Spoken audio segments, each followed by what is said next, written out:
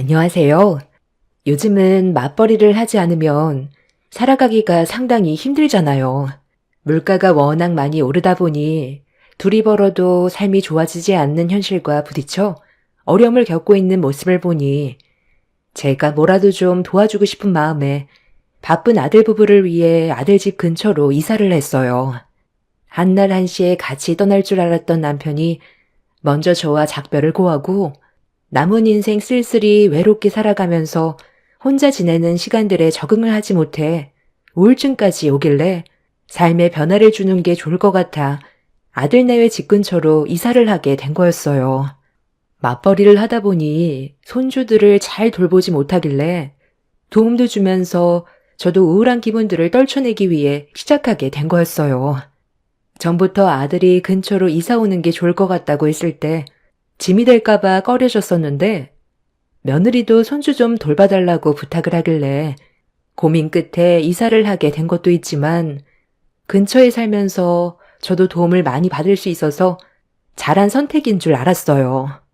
정신없이 손주들 돌봐주다 보면 어느새 저녁 시간이 될 정도로 바쁘게 지내다 보니 우울한 생각은 금세 사라지더라고요. 그리고 가끔 아들네와 외식도 같이 하고 저에게 많은 걸 신경 써주길래 도움을 주고받을 수 있다는 거에 행복을 느끼고 있었는데 이런 시간들이 어느 정도 적응이 되어가면서부터 조금씩 집안에 문제가 생기기 시작했습니다. 제가 뭘 바라고 하는 것도 아니고 그저 아들내외가 잘 살아가는데 어려움을 겪다 보니 도움을 주고 싶어서 근처로 온 것뿐인데 서로에게 어느 정도 적응이 되고 당연하게 생각하게 되면서부터 며느리가 저에게 불만들을 조금씩 던졌습니다. 행동 하나하나에서 저를 막대하려는 그런 모습들이 비치길래 며느리가 먼저 퇴근해서 손주들을 데리고 가려 할 때 최대한 기분 나쁘지 않게 대화를 시도했어요.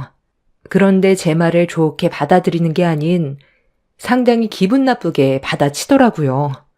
며느리의 입에서 전혀 예상치 못한 말이 튀어나와 처음엔 잘못 들은 줄 알고 다시 재차 물어봤는데 며느리 반응은 더 날카로웠습니다. 저희가 지금 힘든 상황을 겪고 있으면 어머님이 손주를 돌봐주는 건 당연한 거 아니에요? 그리고 애들 밥 좀 신경 써주세요. 냉장고에 있는 반찬들로 대충 주지 말고 좋아하는 음식들로 만들어줄 수 있잖아요. 집에만 오면 배고프다고 하는데 그렇게 되면 제가 쉬지도 못하고 집에서 또 밥을 차려야 되잖아요. 이 정도는 제가 말을 안 해도 알아서 하셔야 되는 거 아니에요? 어머님 집에서 뭐 먹었냐고 물어보면 풀밖에 없다는데 제가 기분이 좋겠어요? 너희들이 맞벌이를 하다 보니까 맨날 인스턴트만 먹었는지 몸에 안 좋은 것들만 먹고 싶다길래 걱정돼서 애들이 입맛에 맞게 해주려 했던 거다. 우리 집에 왔을 때만이라도 야채를 먹어야지 건강하지 않겠니? 반대로 너희 집에서 뭐 먹냐고 물어보니까 배고프다고 하면 냉동식품 꺼내서 데워주거나 아니면 배달 음식 시켜준다면서 그러니 애들이 아토피가 더 심해지고 있잖니. 몸이 가렵다고 하도 긁어대길래 걱정돼서 병원에 데리고 갔는데 진찰을 받자마자 의사 선생님이 뭐라고 그랬는지 알아? 인스턴트 음식 웬만하면 먹이지 말라고 그랬다. 애들이 얼마나 아토피가 심하면 보자마자 그 말부터 나오겠니? 네가 일 때문에 힘들다는 건 알지만 애들 건강을 생각해서라도 건강한 음식들로 만들어주고 인스턴트 음식을 줄일 수 있으면 최대한 줄여서 애들 건강이 좋아질 수 있게 네가 노력을 해줘야지. 어떻게 맨날 냉동식품을 달고 사니? 야채가 들어간 음식들은 소화가 잘 되니까 뛰어놀다 보면 배고파서 집에서 밥 달라는 말이 나올 수 있는 건데 애들 음식 해주는 게 그게 그렇게 귀찮고 하기 싫으니? 냉동식품들은 원래 소화가 잘 되니까 배가 안 꺼지는 거지.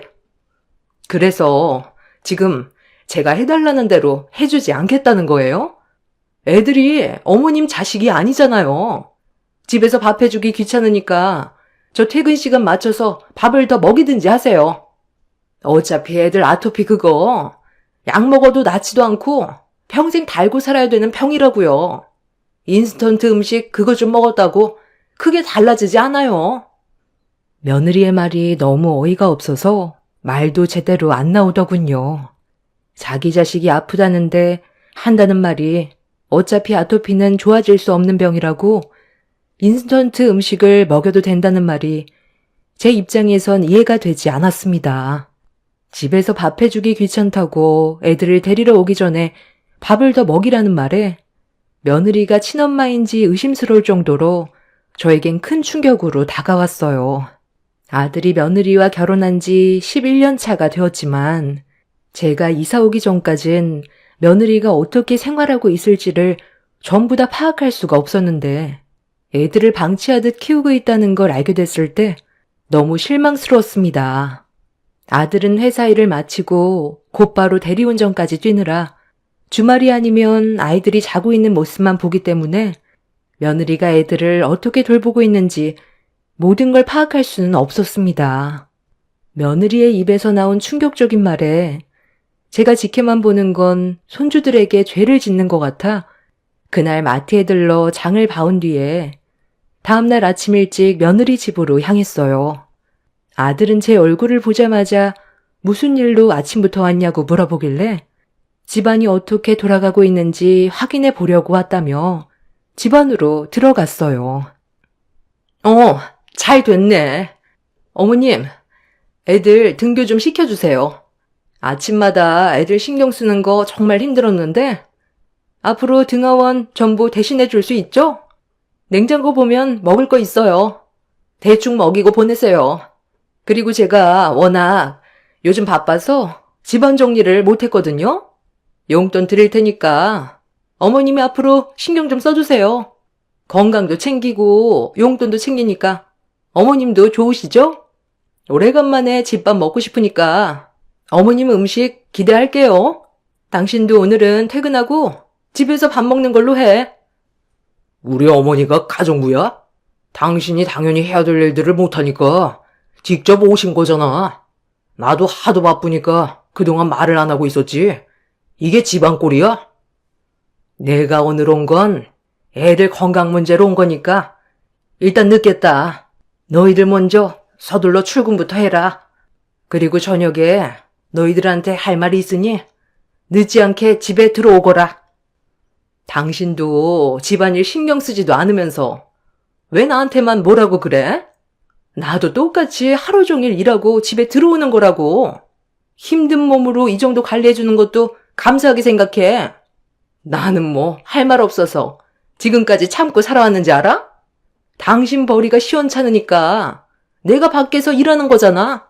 나도 다른 집안 여자들처럼 집에서 애들만 보고 집안일에만 신경 쓰고 싶다고.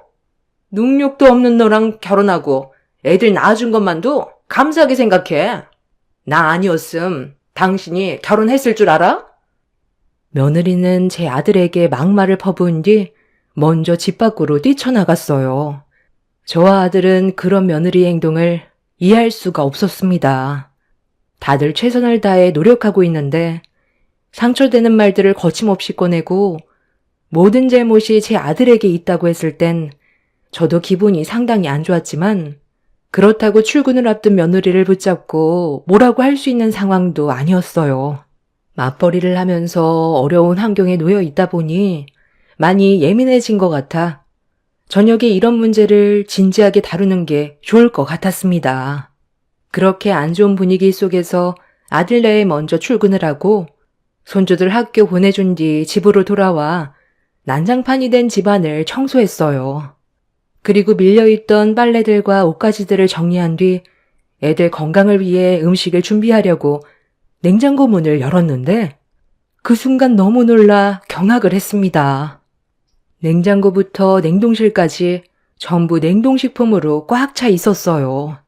전자레인지에 3분만 돌리면 바로 먹을 수 있는 간편 식품인 인스턴트 음식들이 가득 들어있는데 이런 음식들을 장기간 먹었으니 아토피가 없다가도 생길 것 같았습니다. 더 충격인 건 유통기한이 지난 것들도 상당히 많았다는 거였어요. 아무리 일이 바빠도 집에 아파 낳은 자식들인데 이런 음식들을 먹인다는 게 이해할 수가 없었습니다. 냉장고 문을 열은 순간부터 화가 난 저는 인스턴트 음식들을 전부 버려버렸고 냉장고 안에 제가 사가지고 온 식재료들로 채워 넣었네요. 그날 결심하게 된 건 아들네와 손주들의 건강을 제가 책임지고 관리하기로 결정을 내렸습니다. 그렇게 손주들 학교하기 전까지 집안 전체를 뒤집었고 직접 만든 음식들을 준비한 뒤에 학교한 손주들에게 밥을 먹였습니다. 손주들은 할머니가 해준 음식들이 맛있다며 아주 잘 먹어주었고 그런 모습을 보니 저 또한 마음이 놓였네요. 인스턴트만 먹던 아이들이 그래도 집에 와서 건강한 음식들을 먹으니 그제야 마음이 놓이더라고요. 의사 선생님이 말하길 먹는 것만 잘 먹어도 아토피는 많이 괜찮아질 수 있다길래 그때까지는 제 몸이 힘들어도 손주들을 위해 집안관리를 해주고 싶었습니다. 그렇게 손주들을 돌보며 집안일을 하다 보니 어느새 저녁 시간이 되었고 아들네외가 같이 집으로 들어왔습니다. 깨끗해진 집안과 맛있는 음식들이 한 상 차려지자 아들이 고생했다며 저에게 용돈을 지어주길래 아들이 준 돈으로 앞으로 아들 식구들을 위해 사용하는 게 좋을 것 같다고 얘기했어요. 제가 건강할 때까지는 집안일에 신경을 써주겠다고 하자 아들은 저에게 죄송하다며 눈시울을 붉혔습니다. 그렇게 모두가 한자리에 앉아 저녁을 먹은 뒤에 앞으로의 계획에 대해 얘기했어요. 그런데 며느리가 갑자기 자리에서 일어나 냉장고 문을 열더니 저에게 짜증을 부렸습니다. 어머님, 냉장고에 있던 식품들 전부 다 어디 갔어요? 냉동식품도 하나도 없네요. 어머님이 지금은 건강하셔서 집안관리를 해주신다고 했지만 갑자기 몸이 불편하시기라도 하면 그땐 냉장식품들이 필요한데 전부 다 버리시면 어떡해요? 그것들도 전부 돈으로 산 건데 저랑 상의하고 버리셨어야죠. 네가 해야 될 기본적인 것들은 하고 살아라. 아무리 힘이 들어도 그렇지. 냉장고랑 냉동실에 전부 인스턴트 음식으로 꽉 차 있는 게 말이 되니? 애들이 건강을 잃고 있어도 괜찮다는 거야? 내가 몸이 안 좋아서 누워있으면 내가 해오던 것들을 네가 당연히 해야 되는 거 아니야? 귀찮다고 또 냉동식품을 사겠다는 게 말이 되니? 애들이 뭐라는 줄 알아? 지혜미는 배고프다 하면 인스턴트 음식들 데워주는데 오죽하면 학교 급식이 훨씬 맛있다고 하더라. 애들도 그런 음식들이 이제 지겨운 거야. 네가 힘들어도 해야 될 건 하고 살아라. 애들이 얼마나 아토피가 심했으면 온몸에 피딱지가 되어있니? 보습은 해주니? 네 새끼들인데 제발 기본적인 건 하고 살도록 해. 그런 걸 왜 저만 해야 되는데요?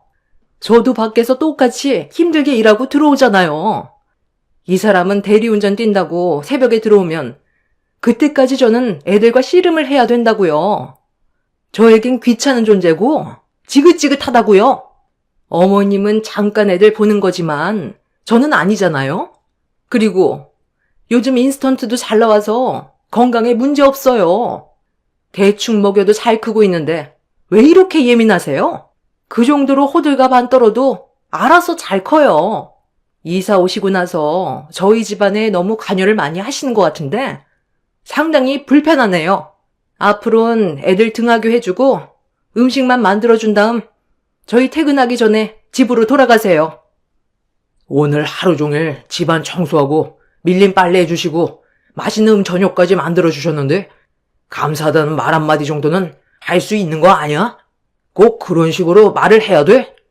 그리고 내가 주말에 대리운전 나가기 전까지 애들 안 봐줘? 당신 방에서 퍼질러 자는 동안 나는 새벽에 들어와서 아침에 애들 밥 챙겨주고 집안 청소까지 싹 다 해놓는데 당신은 저녁 때까지 방에서 나오지 않고 잠만 쳐자고 있잖아. 제발 부탁인데 가정에 신경 좀 써라. 이래가지고 어떻게 마음 편히 밖에서 일을 할 수가 있겠냐? 나보고 돈이 필요하다며. 회사에서 버는 돈으로는 이 집 구하는데 들어간 대출비 갚는데도 빠듯하니까 대리운전까지 뛰라고 하지 않았어? 그래서 나도 내 할 도리 다 하고 있으면 당신도 엄마로서 기본적으로 해야 될 일은 해야 되는 게 맞는 거 아니냐고.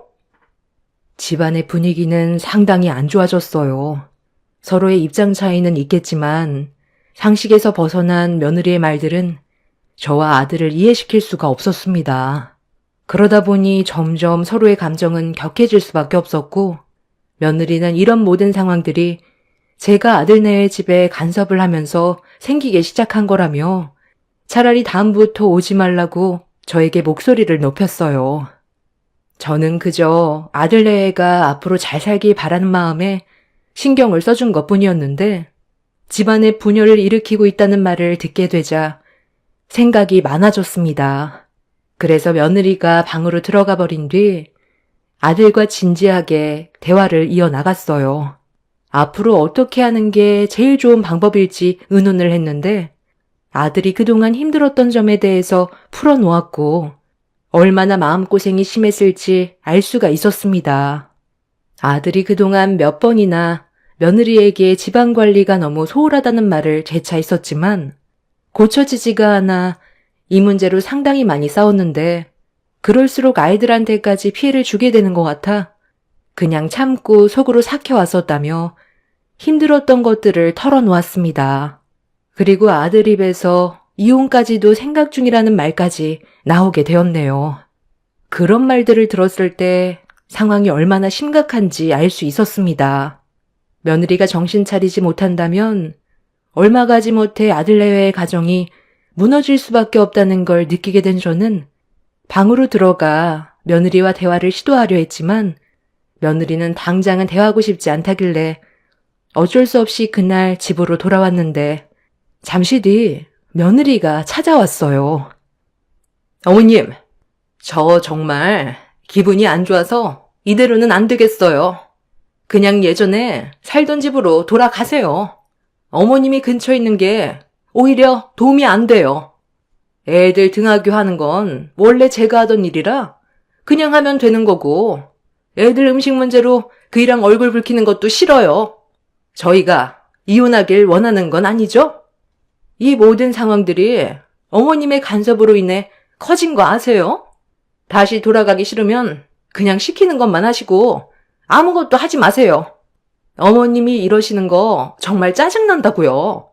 가뜩이나 밖에서도 일 문제로 스트레스 받고 있는데 어머님의 그 잔소리 듣고 싶지 않아요. 밖에서 있을 때보다 더 스트레스 받는다고요. 제가 그이랑 이혼하게 되면 그건 전부 어머님 탓이니까 괜히 후회할 짓 하지 마세요. 가정이 소홀해도 애들 옆에는 엄마가 있어야 된다는 거 잘 아시죠?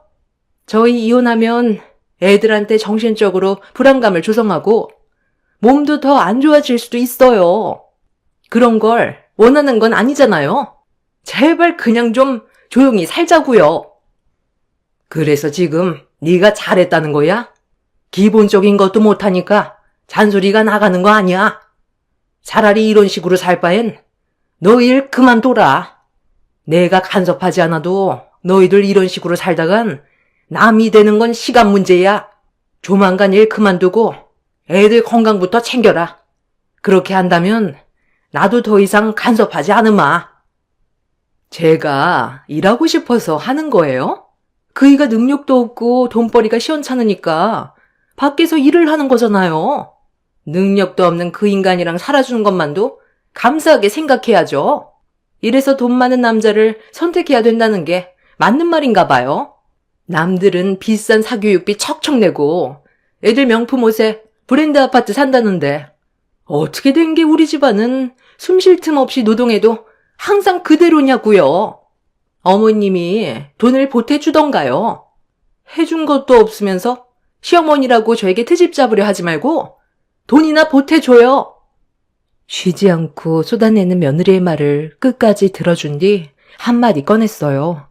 이런 식으로 불평불만만 늘어놓을 바엔 차라리 갈라서는 게 좋을 것 같다고 얘기했죠.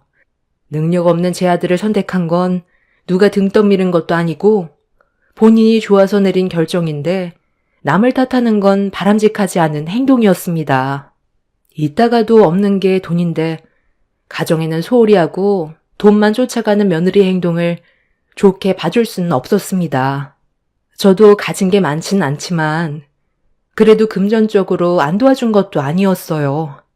아들내외가 청약에 당첨이 되고 나서 금전적으로 많이 모자라다 보니 기존의 남편과 함께 살았던 집을 정리하고 남은 돈으로 아들내외를 도와줬었죠. 그때 거의 모든 재산을 아들내외가 집 구하는데 보태줬던 터라 생활비 빼곤 거의 남아있지도 않았었는데 받을 땐 좋아하더니 받고 나서 언제 받았냐는 듯이 행동하는 며느리의 모습에 저도 기분이 좋지는 않았습니다.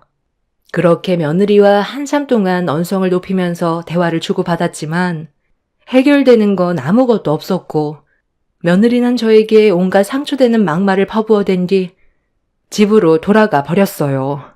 그런 갑작스럽게 충격을 받게 돼서 그런지 혈압이 올라 주저앉아 숨을 고르면서 앞으로 아들내외의 미래를 머릿속으로 그려봤지만 좋은 모습은 보이지가 않더라고요. 이대로 살다간 아들도 문제지만 방치돼서 아토피로 고생하는 아이들이 걱정돼 더는 좋게 봐주고 싶지가 않았어요. 제가 며느리의 정신 상태를 고쳐놓던지 아니면 아들과 이혼만이 답일 것 같았습니다. 그렇게 아들과 손주들 걱정에 잠 한숨 못 자고 나를 꼴딱 세웠어요. 그리고 아침 새벽 동이 트자마자 아들내외 집으로 향했습니다. 저는 제 할 일을 하기 위해 아들 집으로 들어가 아침을 준비하고 널브러져 있는 집들 정리한 다음 손주들 밥까지 챙겨 먹인 뒤 학교를 보냈어요. 아들은 저에게 감사하다고 했지만 며느리는 저에게 말 한마디 걸지 않았습니다. 전날에 한바탕 했으니 당연한 결과였어요. 별로 신경 쓰지 않았는데 최근 들어 신경 쓸 일이 많아지다 보니 저도 적지 않은 나이라 몸살 기운이 몸에 돌았습니다. 그래서 몸살 기운 약을 사다가 먹은 뒤 잠깐 눈을 좀 붙였는데 거실에서 손주들 목소리가 들리더라고요. 눈을 떠보니 저도 모르게 한참 동안 약에 취해 잠에 빠져 있었습니다. 몸이 확실히 좋지 않다는 걸 느낄 수 있었고 힘겹게 방문을 열고 나왔는데 손주들이 제가 몸이 안 좋다는 걸 알고 아침에 만들어 놓은 음식들을 알아서 챙겨 먹었더라고요. 손주들은 제가 몸이 안 좋다는 걸 알고 깨우고 싶지 않았다며 오히려 저를 걱정해주고 있었습니다. 손주들에게 그 말을 들었을 때 너무 고맙게 느껴졌었죠. 시간을 보니 아들내외가 퇴근할 시간이길래 서둘러 음식 준비를 하려고 했는데 머리가 핑 돌아 잠깐 소파에 앉아 있었습니다. 그런데 때마침 며느리가 먼저 들어오더라고요. 저와 눈이 마주쳤는데도 아는 척도 하지 않고 방 안으로 들어가 옷을 갈아입고 나왔는데 주방을 한번 쓱 보더니 저보고 밥도 안 해놨냐면서 불만을 털어놓기 시작했습니다.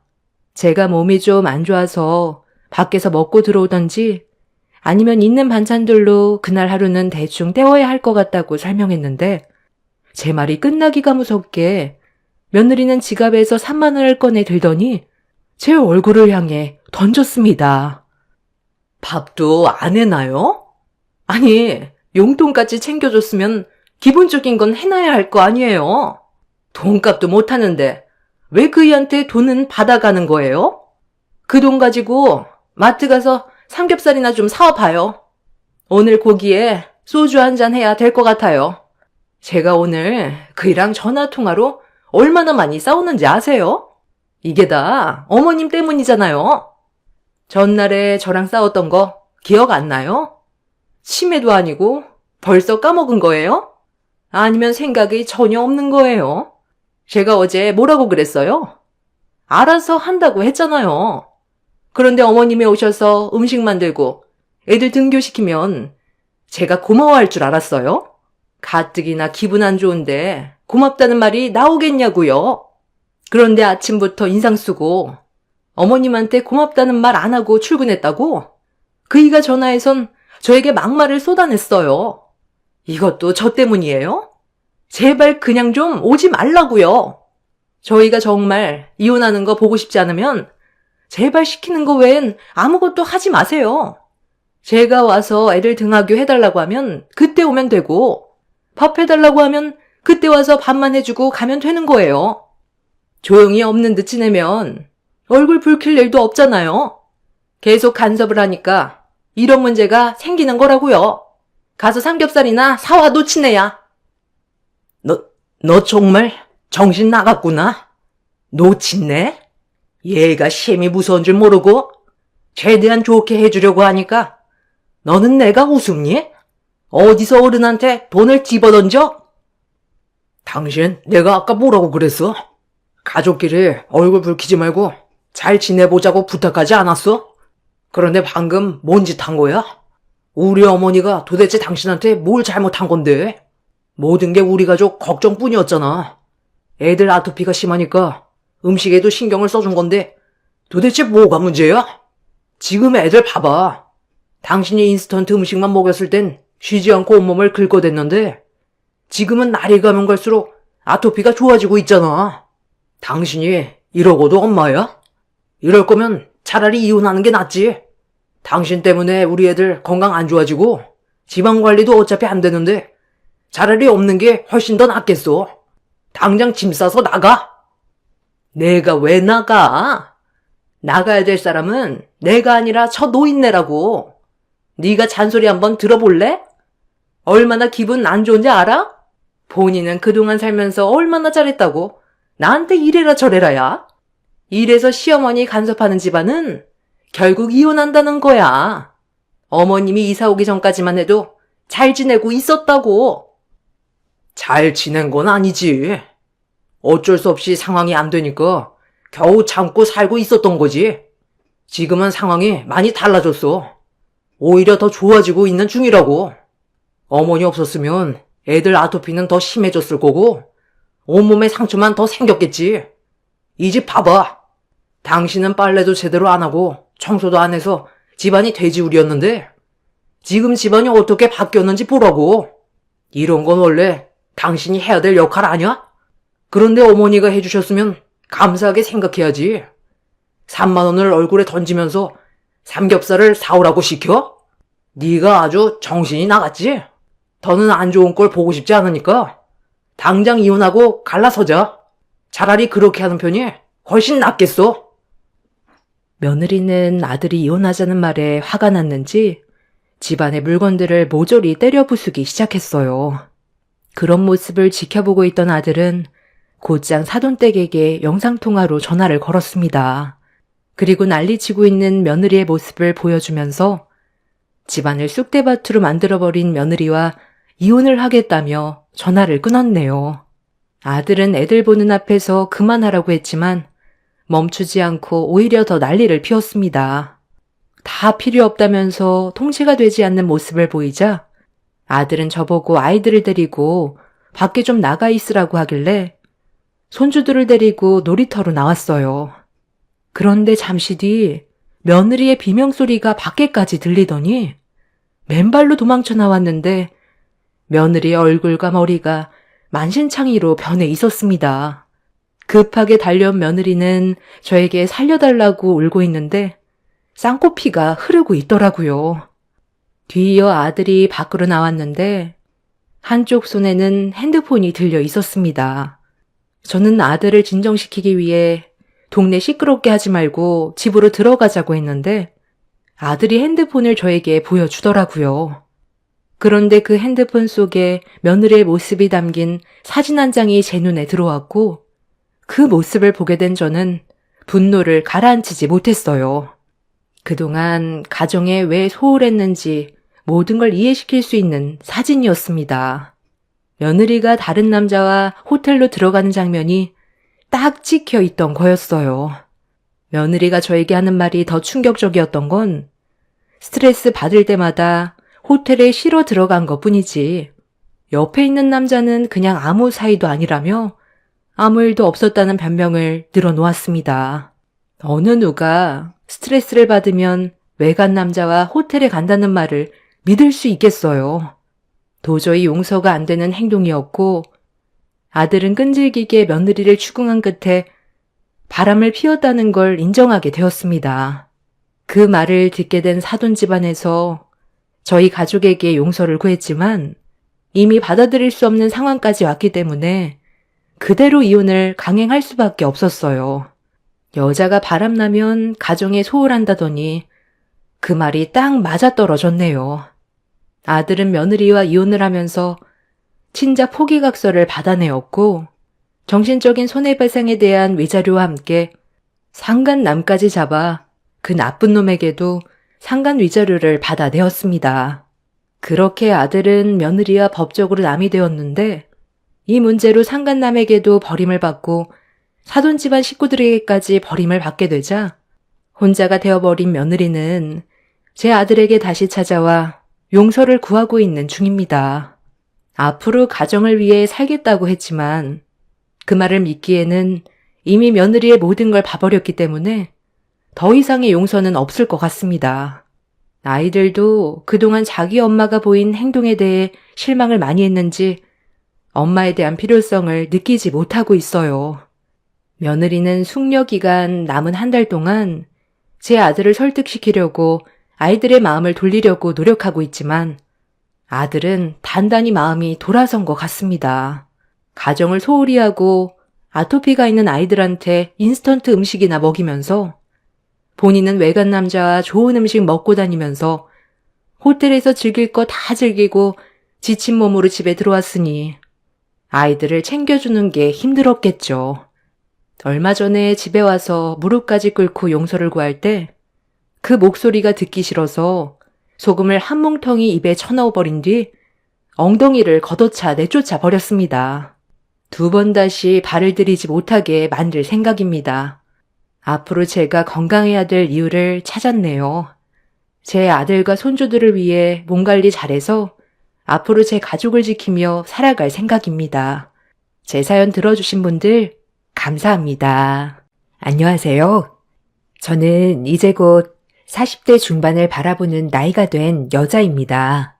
불우한 어린 시절을 겪고 이 불우함에서 벗어나고자 많이 노력했죠. 그렇게 제 학창 시절은 불우함 속에서 갖은 아르바이트와 학업에 열중하며 지냈습니다. 그래서 지금 생각해보면 따로 학창 시절에 추억이랄 게 없네요. 그저 벗어나고 싶은 일상이었으니까요. 저는 학교에서도 조용히 수업을 듣고 공부를 하고 끝나면 아르바이트를 하고 새벽에 집에 와서 공부하고 이런 생활을 반복했습니다. 어느 날 저와 성적이 비슷한 친구가 밥을 먹자고 하더군요.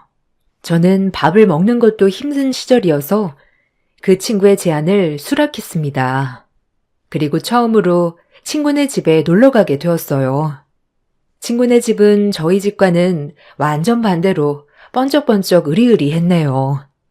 그 집 어머니는 제가 공부를 잘하니까 어떤 과외 선생님에게 지도를 받는지 물어보려고 했죠. 하지만 과외를 받아본 적 없는 저는 당황스러웠습니다. 우리 엄마가 너 누구 선생님 붙여서 과외하냐는데? 혹시 정보 공유해 줄 수 있어? 아무래도 내가 수학 쪽에는 성적이 잘 안 나오거든. 대학은 인문계통 갈 것 같긴 한데 그래도 수리 쪽으로도 성적이 나와야 해서 선생님만 공유해 주라. 부탁이야. 아, 미안한데 나 과외는 안 받아. 그냥 혼자 집에 와서 공부하는 게 다야. 혹시 내가 정리하는 노트라도 빌려줄까? 어머, 얘는? 괜찮아. 아줌마한테 말해봐. 너 혹시 네 성적에 지장 갈까봐 그러니? 넌 그래도 수학 점수가 월등히 높다며. 우리 애는 어차피 인문계통 갈 거라. 그냥 조금만 성적 올리면 되거든. 그러니까 그 선생님 전화번호 좀 알려주렴. 그렇게 말씀하시곤 저에게 지폐를 한 뭉치 꺼내 챙겨주셨죠. 하지만 정말 과외를 받지 않던 저는 너무 난감했어요. 아, 정말 죄송해요. 저는 과외 못 받고 받을 형편도 못 돼요. 신경 써주셨는데 원하는 데다 못 드려서 죄송합니다. 아, 그러니? 아니, 똑똑해서 말이 좀 통할 줄 알았는데 안 통하는구나. 밥 다 먹었으면 나가라. 아줌마, 쟤 나가면 소금 뿌려요. 제 말이 떨어지자 무섭게 그 친구와 친구 어머님은 자리를 박차고 일어나셨고 얼른 나가라고 하셨네요. 순간 너무 어이가 없었어요. 밥을 다 먹고 걸어 나오는 그 길 어찌나 서럽게 눈물이 나는지 그렇게 저는 이를 더 악물게 되었죠. 그렇게 시간이 흘러 20살이 되었어요. 어려운 형편에 대학은 당연히 보내주지 못하겠다는 부모님이셨지만 한 푼 두 푼 모아놓은 종잣돈으로 대학 입학을 할 수 있었습니다. 꾸준히 공부를 놓지 않아 서울대학교 수학과에 입학하게 되었죠. 한편으로 제 스스로 이런 값진 결과를 얻어내었다는 것에 뜨거운 눈물이 흘렸어요. 그렇게 대학을 입학하여 저는 아이들 과외를 하며 대학 생활을 버텼어요. 다행히 학벌은 좋았기 때문에 힘든 아르바이트보다는 과외에서 더 대우를 받고 돈을 벌 수 있었죠. 그리고 저는 과외를 하던 집 학생의 외삼촌과 사랑에 빠졌어요. 제가 먹지 못하고 공부할 때 늘 옆에서 챙겨주고 항상 힘이 돼주는 사람이었죠. 오늘도 밥 못 먹었어? 내가 과외 끝나고 나가서 밥 사줄게. 어떻게 살이 더 빠진 것 같아? 너 설마 하루에 한 끼만 먹어? 아니야, 밥 먹었어.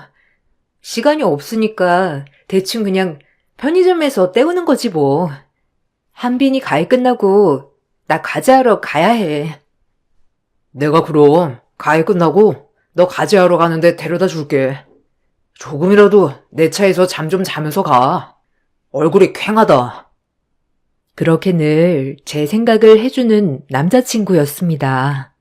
처음 받아보는 따뜻함에 거부할 수 없는 사랑이었죠. 너무 행복했어요. 남자친구의 집은 회사를 운영하여 꽤 튼튼한 기업이었어요. 남자친구의 누나 즉 제가 가르치는 학생의 어머님이 꽤나 깐깐한 사람이었기 때문에 그 집에서 연애를 한다는 것은 상상도 할 수 없던 일이었죠. 하지만 사람의 힘으로 어찌할 수 없는 일이었기에 되돌릴 수 없었습니다. 그렇게 저희는 사랑을 키워나가게 되었죠. 그나마 다행이었던 것은 제자가 성적이 많이 오르는 추세였기 때문에 저에게 점점 너그러워지셨죠. 그렇게 3년이 흘러 그 학생이 대학에 가던 날 저도 졸업을 앞두고 있었어요. 졸업을 앞둔 시점 취업 준비를 하였죠. 정신없는 하루 속에서도 남자친구는 여전히 큰 힘이 되어 주었어요. 그래도 힘든 와중에 자기가 있어서 너무 다행이야. 오빠는 회사 일 안 힘들어? 그래도 직장인이 더 힘들 텐데. 전혀. 네가 더 힘들지. 넌 공부하랴, 애들 가르치랴. 원래 몸은 하나만 해도 모자란데 넌 2개에 집중하고 있으니. 아니야. 그래도 할만해.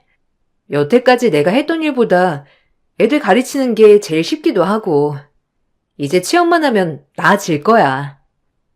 원하는 기업에 원서를 넣고 취업을 기다리고 있던 그때 남자친구 부모님은 저희의 연애 소식을 알았습니다. 가난한 손자의 과외 선생과 앞길이 창창한 아들과의 연애라니 부모님 입장에서는 반대할 만했죠. 그렇게 시련이 시작됐어요. 아니 선생님, 이러실 수 있는 건가요? 손주 녀석 과외하라고 불렀더니 우리 아들이랑 눈이 맞아요? 아유 호의가 없네. 지금 우리 딸애가 길길이 날뛰는 거 내가 말리고 온 거예요. 우리 아들은 이미 결혼을 약속한 사람도 있으니 이쯤 헤어져 줘요. 긴 말하지 않을게. 죄송합니다, 어머님. 충분히 말리실 것 같아요. 하지만 제 비전을 봐주세요. 저 정말 윤성 씨에게 패기치는 사람이 되지 않을게요. 어머 저 뻔뻔한. 지금 취업 준비한다고 했죠? 어디 봅시다. 취업이 잘 되는지. 우리 아들이랑 안 헤어지면 원하는 취업 절대 못할 거예요. 비전? 웃기지도 않아. 과연 그 비전 쓸만한지 봅시다. 내 말을 어기고 당신이 이 사회에 나가서 제대로나 할 수 있을 것 같아? 협박을 하시고 남자친구 어머님은 자리를 뜨셨어요. 그리고 그 협박이 진실이었는지 저는 정말 원하는 취업처에 취업이 안 되는 상황에 이르렀죠. 그 집 기업이 탄탄하다고 하였지만 이렇게 입김이 센 줄은 몰랐습니다. 취업이 안 되는 상황에 이르니 남자친구 집에 찾아갈 수밖에 없었어요. 그렇게 남자친구 집에 찾아갔을 무렵 손님이 와 계시더군요. 손님을 보고 또 한 번 놀랬죠. 아니, 웬일이에요? 연락도 없이? 아직도 한빈이 과외 선생인 줄 아나 보지? 내가 준 돈으로 학교 다녔으면 고맙다고는 못할 망정. 어머머머, 너 지훈이 아니니? 아니 네가 여기 웬일이냐? 아니 과외 선생이라뇨. 혹시 한빈군 과외 선생이 지훈이 너였어? 아유 참나. 혹시 윤성이가 만난다고 하는 애가 지훈이 쟤인가요? 아유 어이가 없네. 학교 다닐 때는 우리 딸애 공부 못하게 앞날 망쳐놓더니 이제는 혼사끼를 망쳐놔? 넌 학교 다닐 때나 지금이나 도움이 안 되는구나? 네가 여기 어디라고 발을 들여? 주제도 모르고. 그 손님은 저의 고등학교 시절 과외 선생님을 소개해달라고 했던 친구의 어머니셨죠. 알고 보니 남자친구의 집과 어려서부터 친분이 두터운 집이고 이미 어른들끼리는 자식들의 결혼을 약속한 상태였습니다. 엎친 데 덮친 격이었죠. 그렇게 남자친구네 집은 그 얘기를 듣고 저를 더 반대하는 이유가 되었어요. 그 친구 어머니는 저를 아주 욕심에 앞서 친구의 성적까지 떨어뜨리는 사람으로 얘기를 했고 거기에 남자친구 어머님은 동화되어 더 저를 싫어하는 계기가 되었습니다. 당장이라도 억울하다고 말하고 싶었지만 제가 변명을 할 여지조차 주지 않으시고 몰아붙였죠. 너무 억울하여 눈물이 나오려던 걸 간신히 참았네요. 당장 나가요. 혹시 취업 때문에 온 거면 윤성이랑 헤어지기 전까지는 꿈도 꾸지 말고 어려서부터 톡했다더니 윤성이도 작정하고 꼬신 거지? 어떻게 과외를 하다가 내 아들을 꼬시길? 어휴 열불나. 당장 나가요. 보다시피 윤성엔 결혼할 사람도 있으니. 아이고 제 표정 좀 봐요. 어려서부터 보통 아니었다니까. 오죽하면 우리 딸이 쟤 때문에 학교 다니기 싫다고 했겠어요? 악연도 따로 없지. 입 한 번 뻥끗 못하고 쫓겨났어요. 그 길로 전 남자친구를 찾아갔습니다. 그리고 헤어지자고 말했어요. 심적으로 너무 힘들었거든요. 우리 헤어지자. 당신 어머님이 나 아무데도 취업 못하게 손 쓰신 것 같아. 당장 돈은 벌어야 하고 이렇게 살 수는 없어. 미안해. 내가 엄마 설득할게. 그럼 괜찮아질 거야. 어떻게 헤어지자는 말을 그렇게 쉽게 하니? 헤어지자는 말만 하지 마. 그럼 오빠가 어머님 설득해. 나는 먹고 사는 게 더 중요하니까. 난 그냥 평범한 연애를 원했던 건데 왜 나한테는 이런 평범한조차 허락되지 않는 거야? 어렸을 때부터 늘 아등바등, 지금도 아등바등. 정말 힘들다. 삶이 나아지기는커녕 똑같아. 그렇게 저의 울부짖음을 보고 남자친구는 굉장히 마음 아파했죠. 꼭 지켜주겠다는 말과 함께 미안하다고만 하는 남자친구였어요. 엄마, 지훈이 취업 못하게 막으셨다는 게 사실이에요? 제가 먼저 쫓아다니고 만나달라고 한 건데 왜 지훈이한테 그래요? 너 지금 엄마한테 바락바락 대드는 거야? 아주 웃겨.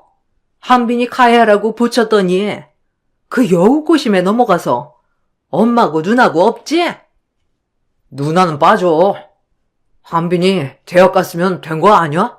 내가 먼저 만나달라고 한 거라고. 지훈이가 날 꼬신 게 아니라 나를 탓해. 아니 윤성아, 너 어떻게 애미한테 그럴 수가 있냐? 어? 그 여시가 뭐라고 했길래 도대체 어미한테 눈 동그랗게 뜨고. 지훈이 어렸을 때부터 자기 혼자 힘으로 열심히 살아온 애요. 그런 애 앞길 꼭 막으셔야겠어요? 엄마 원래 이런 분이에요? 그래, 넌 수연이랑 결혼해야 해. 그 여우 같은 애랑은 절대 이루어질 수 없어. 당장 정리해.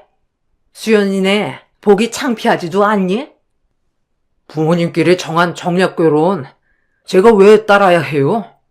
싫어요. 저는 결혼을 한다면 지훈이랑 할 거예요. 그런 줄 아세요? 넌 그러면 이 엄마 아들 아니다.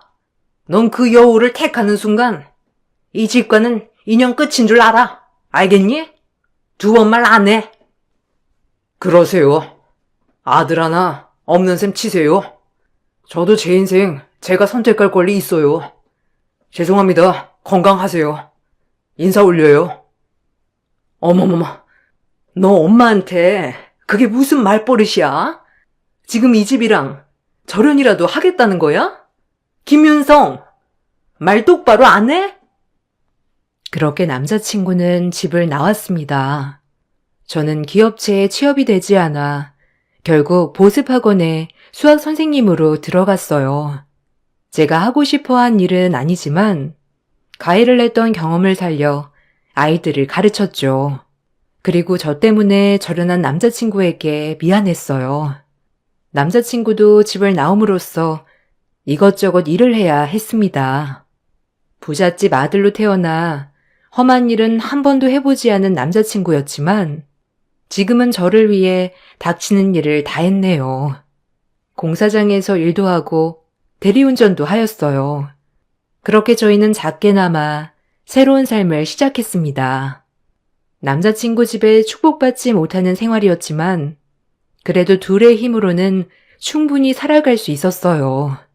그리고 2년이 흘러 저희는 결혼을 약속했어요. 애초에 부모님께 축복받지 못하는 결혼이었지만 그래도 시간도 많이 흘렀고 이제는 마음이 조금이라도 누그러지셨을까 싶어 그렇게 남자친구 집에 방문했습니다. 그렇게 긴장되는 마음 끝에 초인종 벨을 눌렀어요. 엄마, 아빠, 저 왔어요. 보고 싶었습니다. 찾아뵙고 인사드리고 싶어요. 그리고 지훈이도 같이 왔으니 문 좀 열어주세요. 안녕하세요, 어머님, 아버님. 오랜만에 인사드려요. 진작 찾아뵙고 인사드렸어야 했는데 죄송합니다. 이제야 왔네요. 이것들이 어디라고 와? 난 아들 하나 없는 셈 쳤다. 그러니 다신 찾아오지 말거라. 네 아빠도 똑같은 심정이야. 시간이 지나서 내가 누그러졌을 것 같다고 생각했으면 그건 오산이야. 어딜 찾아와? 이 괘씸한 것들. 다신 발걸음 하지 말거라. 알겠니? 괘씸한 것들. 돈 떨어져서 왔나 보지? 내 그늘 아래서 편하게 살다가 이제 와서 용서 구하고 다시 들어오겠다. 어림없어. 무슨 말씀을 그렇게 하세요. 돈 바란 적 없고요. 저희 힘으로 지금 잘 살고 있어요. 그래도 결혼하기 전 부모님 얼굴 뵙고 말씀드려야 할 것 같아 찾아온 건데. 알겠습니다. 다신 안 찾아올게요. 죄송합니다. 좋은 날 기분 언짢게 해드려서. 이 말을 끝으로 저희는 돌아와야 했어요. 남자친구도 마음이 많이 안 좋았겠지만 저 역시 저 하나 때문에 이런 사달이 난 것 같아 마음이 많이 무거웠어요. 그래도 남자친구는 말이라도 여태까지 살아온 인생 중에 저를 만난 것이 제일 행복하다고 말해 주었죠. 결혼하자, 우리. 축복받지 못하는 결혼이지만 난 지금까지 살아오면서 너를 만나서 지내고 있는 이 순간이 제일 행복해. 늘 아빠 엄마 하라는 대로만 하고 살았었거든. 풍족하지는 못하지만 행복하게 해줄 자신 있어. 그러니까 우리 결혼하자. 너무 고마워. 부족한 거 많은 나인데 사랑해줘서. 그리고 나 역시 자기 행복하게 해줄게. 내 대답은 예스야. 그렇게 저희는 결혼식을 하게 되었죠. 한쪽 부모님이 없는 결혼이었지만 그 외적으로 마음은 풍족했기에 행복했습니다. 저희 부모님은 제가 가난해서 남자친구 부모님에게 인정받지 못한 걸 알게 되자 마음을 많이 아파하셨어요. 하지만 제 행복한 앞길을 응원해 주셨죠. 고난 끝에 저희는 결혼을 하고 조그만 단칸방에 신혼살림을 차렸죠. 남편은 그렇게 밤낮 없이 일에만 몰두하였고 저 역시 학원 3군데를 다니며 학생들을 가르쳤습니다. 그때는 몸이 2개라도 모자라는 상황이었지만 제 옆에 남편이 있다는 존재만으로도 힘이 났어요. 그런 생활도 잠시 남편네 아버님이 병환으로 쓰러지셨다는 소식을 듣게 되었네요. 아무리 절연을 한 사이지만 부모님이 아프다고 하니 남편은 무척이나 괴로워하였어요. 그걸 보는 저도 마찬가지였고요. 마음이 그렇게 괴로우면 다시 한번 찾아가 보는 게 낫지 않겠어? 난 괜찮아. 우리 아버님 한번 찾아가 보자. 그래도 상태가 어떠신지는 봐야 할 것 같아, 안 그래? 그래야 자기 마음도 편할 거고. 아무래도 연락 온 거 보면 아버님이 자기 많이 보고 싶어 하시는 것 같은데. 미안하다. 그리고 고마워. 내일이라도 당장 같이 가보자. 힘들게 안 하기로 했는데 힘들게 하는 것 같아 정말 미안해. 그렇게 남편과 다음 날이 되어 다시는 오고 싶지 않았던 집을 방문했습니다. 그날은 순순히 문도 열어주셨고 제 인사도 받아주셨죠. 늦게 찾아뵈서 죄송해요. 아버님 많이 편찮으신 거예요? 윤성 씨가 많이 힘들어 했어요. 안방에 들어가 보거라. 그리고 얘기 끝나면 윤성이랑 너랑 나 좀 보고 가고. 밥은 먹고 왔니? 안 먹었으면 먹고 가던지.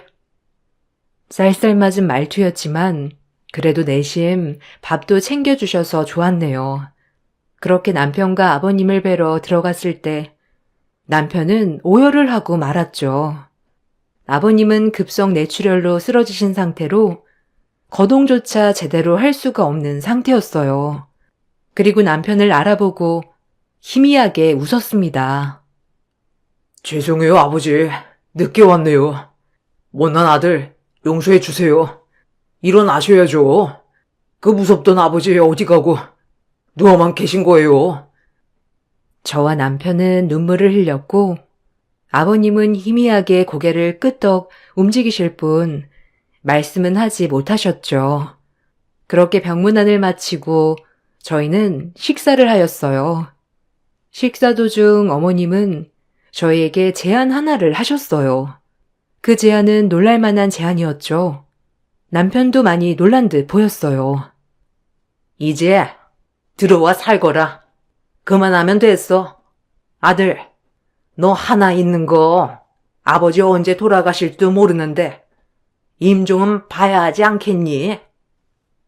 어머니, 감사합니다.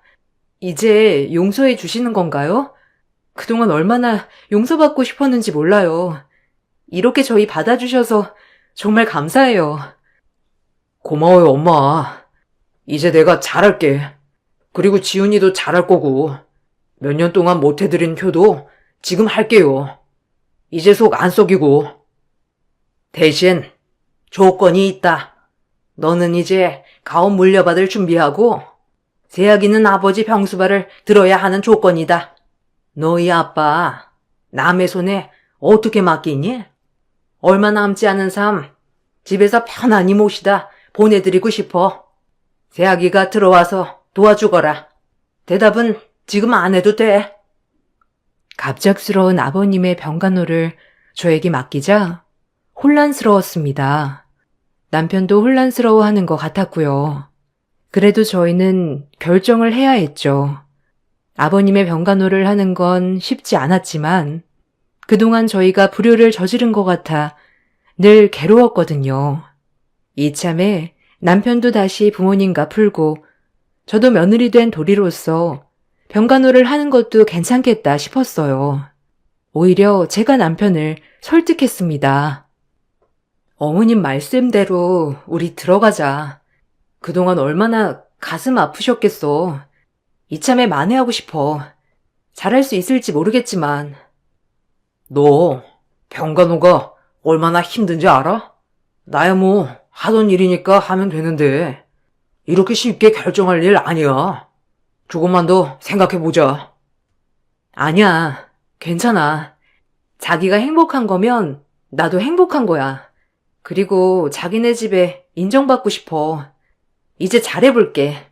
그러니까 걱정 마. 내가 너한테 너무 고맙다. 뭐라고 말을 해야 할지. 내가 더 잘할게. 너 힘들지 않게 중간에서. 그리고 너무 고마워. 그렇게 저희는 시댁에 합가를 하게 되었어요. 그리고 남편은 다시 회사 출근을, 저는 시아버님 병간호를 들게 되었죠. 처음 해보는 병간호는 만만치 않았습니다.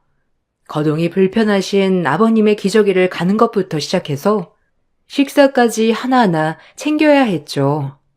제가 아버님 병간호를 할 때 어머님과 형님은 쇼핑을 즐기러 나가시거나 외출을 자주 하곤 하였죠. 그리고 제가 혼자 집에 있는 날에는 저를 투명인간 취급하기도 하였고요. 너무 속상했습니다.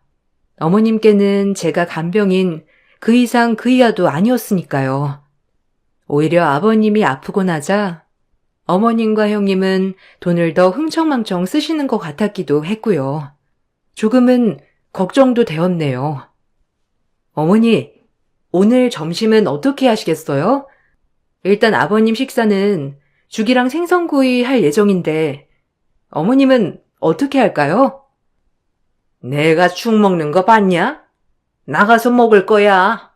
신경 쓰지 말아라. 네 아버님이나 잘 챙겨. 간병하라고 부른 거니. 알겠니? 저한테 쌓인 게 많으니 마음이 온전히 풀어지지 않았구나 생각했어요.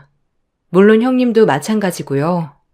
그나마 이 집에서 숨 쉴 수 있었던 거는 제가 가르치던 학생 조카 한빈이와 남편 덕분에 버틸 수 있었죠. 남편은 병간호하는 저를 안타깝게 생각했어요. 그렇지만 부모님을 더 이상 저버릴 수 없기에 티를 많이 내지 않았죠. 그리고 조카는 그나마 제가 가르쳐서 그런지 저를 많이 따랐고요. 유일하게 저를 인간적으로 대해주기도 했네요. 그렇게 저는 병간호와 시집살이를 병행해 나갔습니다. 하루하루 지쳐갈 때 저희에게 아기가 찾아왔습니다. 예쁜 아기도 생기고 아버님도 날이 갈수록 호전되어 가셨죠.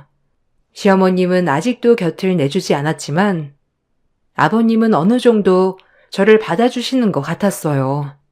그리고 간혹 어눌한 말이지만 저에게 고맙다고도 말하셨어요. 그렇게 3년이 흐른 어느 날 아버님 병간호에 익숙해져 갈 때쯤 저에게 청천벽력 같은 일이 벌어졌어요. 남편이 교통사고로 크게 입원한 것이었습니다. 정신없이 남편 병실을 찾아왔을 때쯤 이미 남편은 자가호흡이 불가능한 상태였어요. 윤성 씨, 일어나 봐. 일어나. 나왔어. 나만 두고 이렇게 가는 거 아니잖아. 당신이 아끼던 딸도 있잖아. 거짓말이지? 이거 지금 꿈일 거야. 그치? 윤성 씨, 제발 일어나. 나 어떻게 살라고. 제발. 이거 아니잖아. 나 행복하게 해준다고 했잖아. 아이고, 윤성아. 나 어떻게 살라고 가는 거냐, 이렇게? 일어나, 제발. 왜 네가 지금 여기 누워있는 거야? 왜? 못된 것. 평생 이 엄마 가슴에 대못 박을 셈이냐? 어서 일어나거라, 응? 가려거든. 나부터 죽이고 가.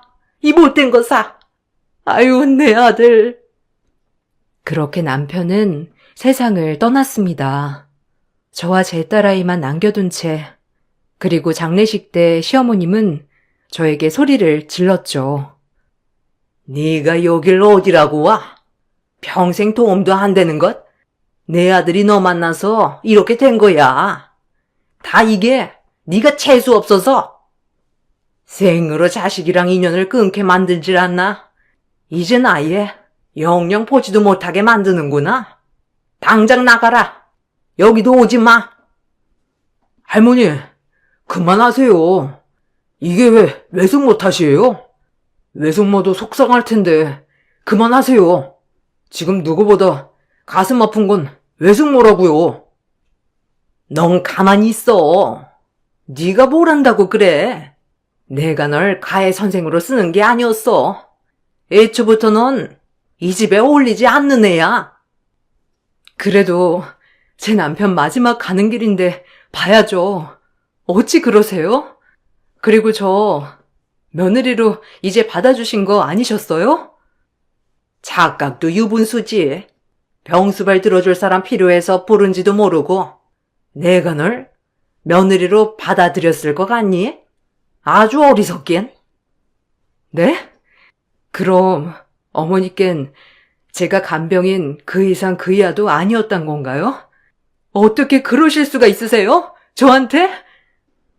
그렇게 장례식장에서도 전 구석에서 앉아있을 수밖에 없었어요. 제 남편 가는 길 그렇게 떠나 보냈네요.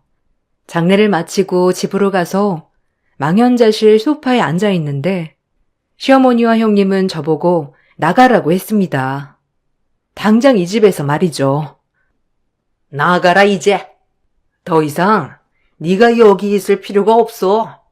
간병인도 구할 거고 이제 그냥 짐 싸서 너희 딸 데리고 나가려무나. 빈몸으로 왔으니 빈몸으로 나가. 더 이상 우리 집이랑 엮이지 말자고.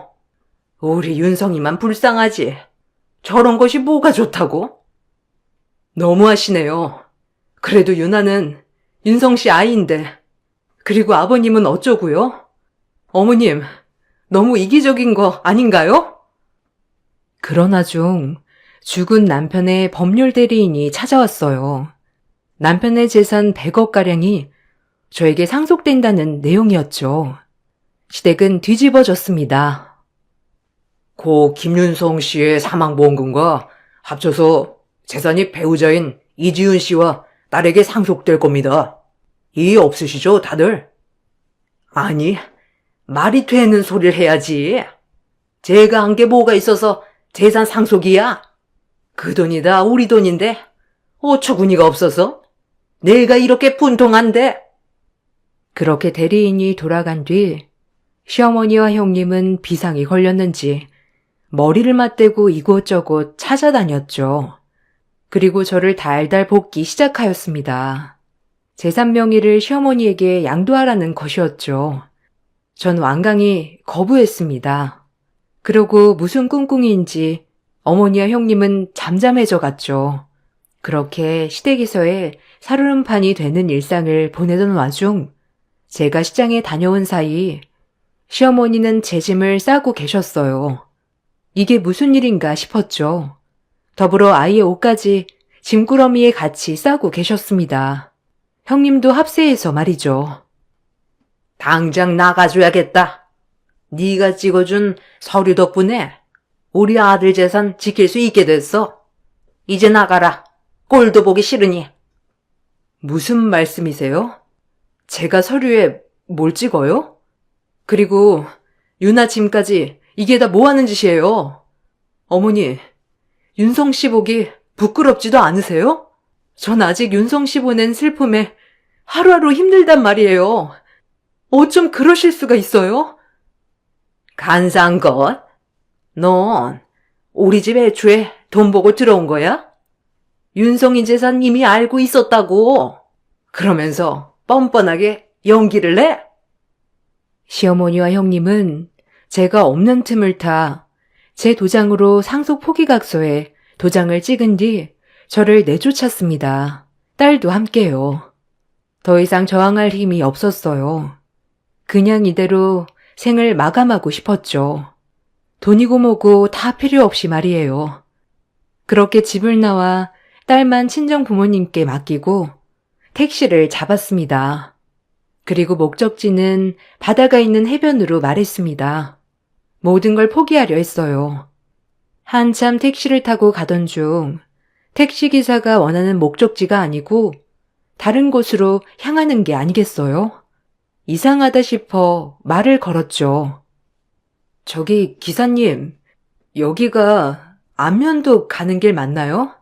아무래도 길을 잘못 두신 것 같은데 괜찮으니 천천히 가주세요. 기사님은 말이 없었죠. 너무 말이 없으니 무섭기도 하고 의아하더군요. 그리고 기사님이 원하는 목적지에 다다를 무렵 기사님은 모자를 벗고 마스크를 벗고 말씀하셨습니다. 그 모습을 보고 전 경악을 금치 못했어요. 바로 아버님이셨으니까요. 나다, 애미야. 너 덕분에 이렇게 건강해졌어. 고맙다. 내가 너를 진작 알아봤어야 했는데 마음에 상처 많이 입었지? 아니, 아버님. 어찌된 일이에요, 이게? 이제 괜찮으신 거예요? 제가 요새 통 신경을 못 써드렸어요. 그렇죠? 죄송합니다. 애미야, 그거 윤성이 대학 입학 선물로 내가 중요한 건물과 땅이야. 너 이렇게 재산 다 뺏기고 유나 놔두고 죽을 셈이었던 거냐? 그럼 유나는 어쩌고?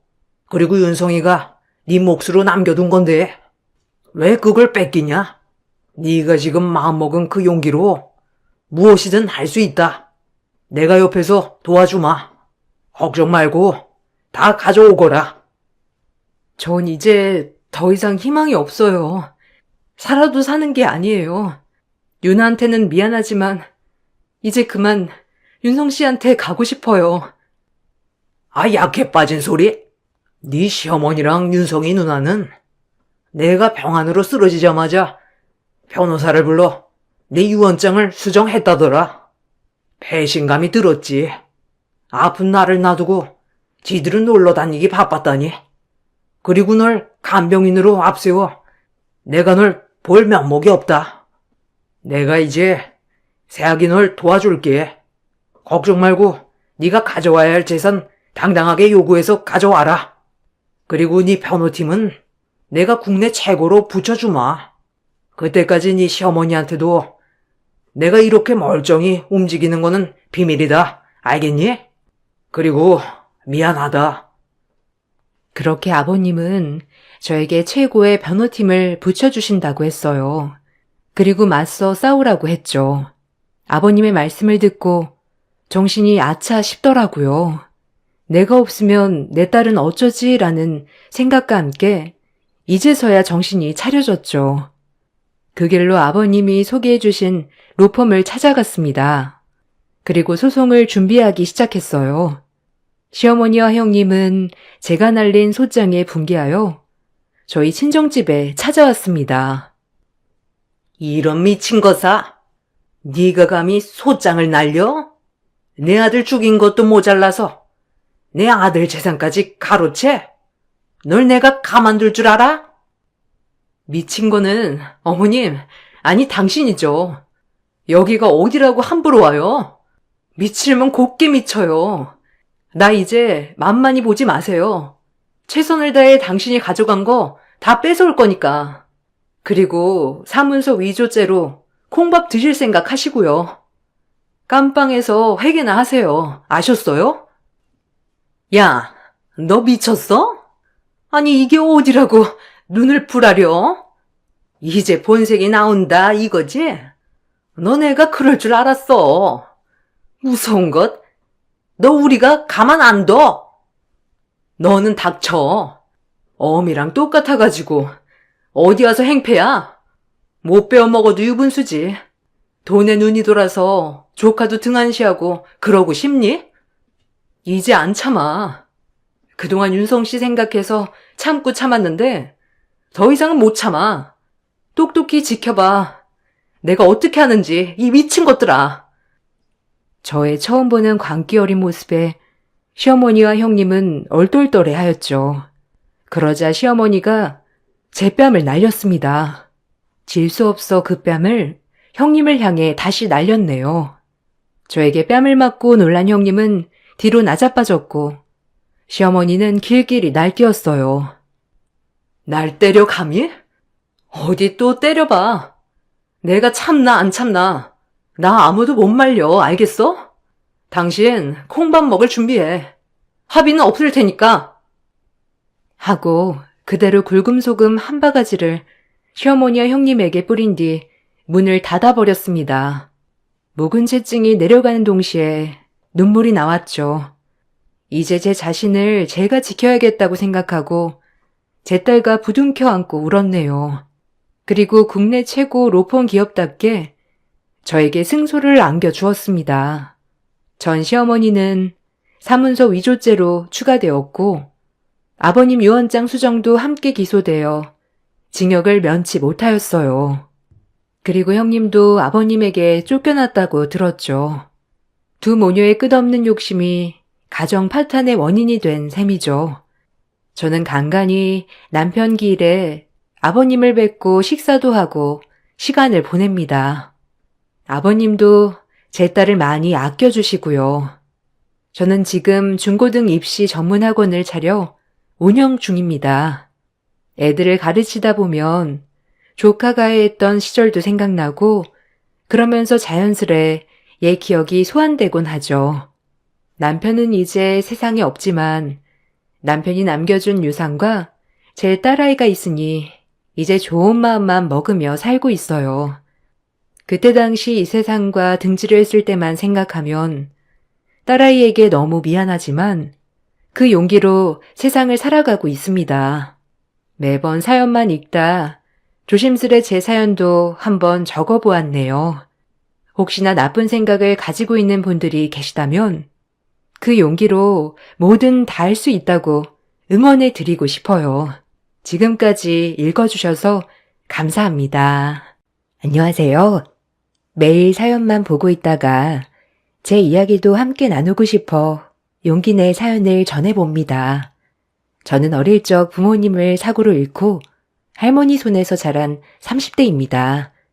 고등학교를 졸업하고 할머니가 돌아가시게 되면서 생계를 위해서 지역 내 유명하다는 식당에서 일을 하게 되었어요. 처음에 식당 일을 할 때는 적응하기 어려웠지만 힘들 때마다 더 열심히 하려고 노력을 했어요. 처음에는 설거지만 했었는데 점점 적응을 하면서 홀에서 근무를 하고 마침내 사장님께서 음식을 만드는 것까지 알려주셨답니다. 그렇게 5년을 그 가게에서 일을 했습니다. 그러다 외국에 나가 살고 있었던 남편과 처음 만나게 되었어요. 남편은 국내로 취직을 하게 되면서 들어오게 된 것이었죠. 몇 차례 마주치다 보니 남편과 친해지게 되었고 결국 남편과 사랑을 하게 되었답니다. 비밀로 만남을 이어나가던 도중에 우리 두 사람에게 새 생명이 찾아오게 되었어요. 결국 혼전 임신으로 결혼을 하게 되었습니다. 처음에는 시부모님께서 결혼을 탐탁치 않아 하셨어요. 임신을 했기 때문에 어쩔 수 없이 결혼을 허락해 주시긴 했지만 저에게 곁을 내어주시진 않으셨답니다. 처음에는 임신을 했어도 결혼을 반대하셨지만 결혼하지 않고서도 낳겠다는 저의 말에 수락을 해 주셨거든요. 그러다 보니 초반에는 저에게 무척 냉담하게 대하셨어요. 가게에 출근을 해도 말을 시키지 않으실 정도였죠. 그래도 저는 시부모님을 저의 친부모님처럼 알뜰살뜰 챙겼어요. 저도 가족의 사랑이 고팠고 부모님이 생겼다는 것이 너무나 기뻤거든요. 임신을 한 몸이지만 매일같이 시부모님 가게로 나가서 매일 일을 도와드렸답니다. 저의 노력에 시부모님도 마음이 열리셨는지 어느 순간 저를 받아주시기 시작하셨어요. 결정적으로 시부모님이 저를 받아주셨던 이유가 있었어요. 시아버님이 지병이 있으셨는데 늦은 밤 홀로 가게를 정리하다 쓰러지셨던 적이 있었거든요. 그때 마침 제가 가게불이 켜져 있는 걸 보고 들어왔다가 시아버님을 발견하고 바로 병원으로 옮겨서 다행히 치료를 받으셨어요. 그때 이후로 시아버님 건강은 더 나빠지긴 했지만 그래도 생명을 살리게 되었다며 시어머님이 그때 이후로 저를 받아주셨죠. 저도 시부모님이 처음에 저를 탐탁치 않아 했던 것은 이해할 수 있었어요.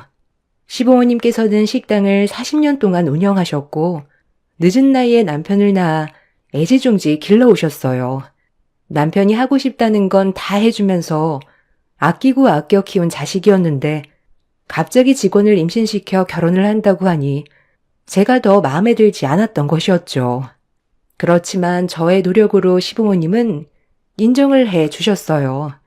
가게 서빙뿐만 아니라 음식을 만드는 것도 옆에서 도와드리고 재료 관리 등등 가게 전반적인 일을 도맡아 했답니다. 아침에 일어나 가게 문을 닫을 때까지 쉴 틈 없이 열심히 일을 도와드렸어요. 몸이 힘들기는 했지만 시부모님에게 인정을 받았고 남편도 그런 저의 노력을 알아주었기에 힘들다 생각이 들지 않았던 것 같아요. 그렇게 결혼 후 3개월 만에 저는 시부모님의 인정을 받을 수 있었답니다. 그러던 중 갑작스레 유산을 하게 되었어요. 가족들은 모두 다 놀랬지만 저는 얼른 몸을 추스리려고 노력했습니다. 시부모님께서는 자신들이 처음부터 받아주지 않아 유산을 한 것이 아닌가 싶은 마음이 드셨는지 매번 미안해 하셨어요. 남편 역시 유산 이후 많이 힘들어 했었죠. 그렇지만 모두가 힘든 시기를 지내오면서 가족에는 더 끈끈해졌던 것 같아요. 그 시기 이후론 저를 정말 딸처럼 생각하고 더 아껴주시고 항상 챙겨주셨답니다. 그렇게 결혼 5년차가 되고 난 후 저희는 여러모로 노력을 많이 했지만 아이가 생기지 않았어요. 주기적으로 병원에도 다니고 있었고 검진을 받아봤는데 결과는 특별하게 이상이 없다는 말만 들었을 뿐이었어요.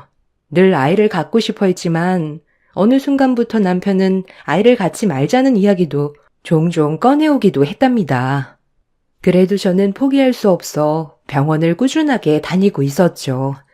얼마 전 다니고 있던 병원 아래층에 있던 카페에서 남편과 어떤 여자가 같이 있는 장면을 보게 되었어요. 그 길로 카페로 들어가 볼까 싶었지만 순간 그동안의 남편의 행적이 떠오르더라고요. 요즘 들어 남편은 매번 피곤하다며 관계를 피했고 약속이 있다면서 외출하는 시간도 많아졌어요. 특히나 매번 시부모님과 함께하던 저녁 식사 자리에도 잘 참석하지 않았고 잘 다니던 직장까지 그만둔 상황이었어요. 수상하다 생각이 들어 남편이 잠든 사이 남편 차 블랙박스를 보게 되었습니다. 그때 영상이 아직까지도 머릿속에서 지워지지 않을 정도로 충격적이었어요. 남편은 바로 카페에 있던 여자와 외도를 하고 있었습니다. 블랙박스에 녹음된 음성에서는 남편과 상간녀가 다정하게 대화를 나누고 있었어요. 심지어 두 사람은 만날 때마다 숙박업소로 향했더라고요.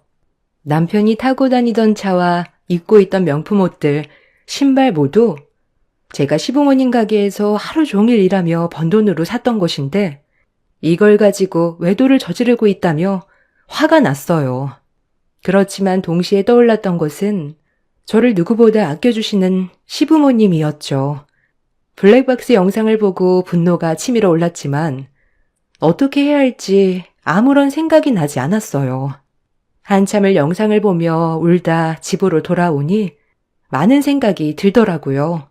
남편이 외도를 저질렀다는 것은 너무나 분노할 만한 일이었지만 그동안 저는 시부모님과의 관계를 개선하기 위해 노력했을 뿐 남편과의 시간을 보낸 적이 없었더라고요. 얼마 전까지만 하더라도 제가 고생하는 것이 싫다며 좋아하는 아이도 포기하겠다고 말한 남편이었기 때문에 외로워 그럴 수 있겠다는 생각이 들기도 했답니다. 조금 더 생각을 해보자 다짐을 하고 그렇게 며칠을 그대로 지내게 되었어요. 남편은 끝까지 아무렇지 않은 듯 평소와 다름없이 생활을 하더라고요. 슬며시 카페에서 남편을 봤다며 이야기를 꺼내봤는데 남편은 잠깐 놀랄 뿐 이후에 아는 지인일 뿐이라며 대수롭지 않게 넘어갔습니다. 처음에는 남편의 외도를 알았을 땐 속으로 참을 수 있을 거라 생각을 했었는데 충격이 컸는지 밥을 먹어도 소화가 되지 않고 잠도 오지 않았어요. 며칠 만에 살이 쭉 빠질 정도로 건강이 나빠지자 시부모님은 저의 상태를 보고 심각하게 걱정을 하셨어요. 시영아, 요즘 무슨 힘든 일 있니? 에휴, 도통 밥도 잘 못 먹고 살도 계속 빠지는 것 같아. 무슨 일 있어? 아니에요, 어머님. 집 대청소를 한다고 무리를 했더니 몸살이 났나 봐요. 아이고, 시영아. 이러다가 큰일 나겠다. 여보, 시영이 좀 며칠 쉬게 해주면 어때요? 그래, 그렇게 하자. 시영아, 네가 아프면 우리 마음이 더 아프니까 제발 며칠 좀 쉬어라. 약도 먹었고 괜찮아요. 저 없으면 어머님, 아버님 고생하시잖아요. 요즘 가게 손님들도 많이 오시는데 그냥 있을게요. 아니다. 돈이 뭐가 중요하겠니? 네 건강보다 중요한 건 없어. 부탁이니까 제발 들어가서 쉬고 건강 좀 챙겨. 이왕 이렇게 된 거 가게 정리하는 것도 좀 빠르게 알아봐야 되겠다. 네? 가게 이제 정리하시려고요? 그래. 아빠도 건강이 좋지 않고 나도 이제는 가게 운영하는 것도 힘들구나. 가게 정리를 하고 우리는 시골로 가려고. 사실 시부모님께서는 이제 연로하시고 건강도 좋지 않으셔서 가게를 정리하려고 하셨거든요. 그러다 보니 다른 직원분들도 하나둘씩 그만두셨던 터라 제가 없으면 두 분이서 가게를 보기 힘들었던 상황이었어요. 1년의 명절을 제외하고는 쉬지 않으셨던 시부모님께서 가게 문을 닫고서라도 저를 쉬게 하겠다며 이야기를 하셔서 저는 며칠 휴가를 보내게 되었답니다. 제가 아픈 와중에도 남편은 취업 자리를 알아본다며 일찍이 집을 비우더라고요. 상간녀를 만나러 갈 것이라 생각한 저는 지금이 아니면 정리를 할 기회가 없을 것 같다는 생각이 들었어요. 그래서 상간녀를 만나 단판을 지어야겠다 싶어서 남편 몰래 상간녀 연락처를 알아내서 만나자고 연락을 했습니다. 당황스러워할 거라 생각했던 상간녀는 오히려 저에게 꼭 만나고 싶었다며 말을 하더군요. 근처 카페에서 만난 상간녀는 놀라운 이야기를 털어놓기 시작했어요. 진수 씨, 기혼인 거 아시죠? 더 이상 만나지 않으셨으면 좋겠어요. 진수 오빠 아이를 가졌어요. 그동안 아이를 가지려고 노력해도 생기지 않았다면서요? 네? 아이를 가졌다고요? 남편도 알고 있어요? 오빠도 알고 있어요. 저희 이 아이 낳을 거예요. 그러니 그쪽에서 헤어져 주셔야 되겠네요. 저기요, 상간녀는 그쪽이에요. 임신했다고 하더라도 저는 이혼할 수 없어요. 그럼 소송을 하던지 어쩌던지 마음대로 하세요. 어차피 오빠도 당신이랑 더 이상 살 수 없다고 말했거든요. 절대로 이혼할 수 없으니 그렇게 아세요. 남편은 이혼하지 못할 겁니다.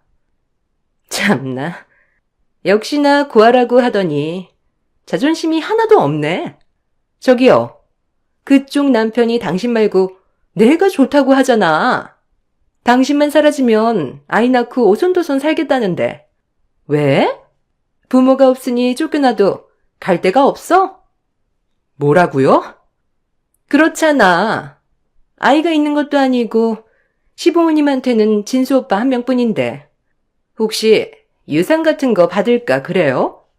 그런 거 원하면 제가 위자료로 넉넉히 드릴게요. 그러니 이혼이나 빨리 해줘요. 외도를 저지르고서도 당당한 상간녀에게 저는 할 말을 잃었습니다. 거기다가 부모가 없다는 것까지 이야기를 하는 걸 보면 기가 차더라고요. 더 이상 대화가 통하지 않을 거라 생각하고 집으로 돌아온 저는 버티고 있었던 정신까지 놓고 말았죠. 며칠을 아무것도 하지 못하고 꼼짝없이 침대에 누워 있었답니다. 상간녀에게 이야기를 들은 건지 남편은 며칠 동안 집에 들어오지도 않았네요. 시부모님께서는 안부를 물으러 전화를 해 오셨지만 거기에 남편의 외도를 하고 있다는 것은 이야기하지 못했어요. 연로하시고 거기다가 몸도 좋지 않으신데 이 사실까지 알려지게 되면 충격에 큰일이 날 수도 있겠다 싶어 우선 말을 하지 않기로 결심했습니다. 그러던 중 갑자기 현관벨이 울리기 시작했어요. 올 사람이 없는데 하고 생각하며 문을 연 순간 그 앞에는 시부모님이 음식을 바리바리 싸가지고 오신 걸 발견했답니다. 어머, 어머님, 아버님, 어떻게 오셨어요? 이게 다 뭐예요? 갑자기 찾아와서 놀랬지? 전화 받는 목소리가 영 좋지 않아 보여서 진수한테 전화했더니 자긴 바쁘다고 끊어버리고 밥은 잘 챙겨 먹는지 약은 먹는지 걱정돼서 와봤단다.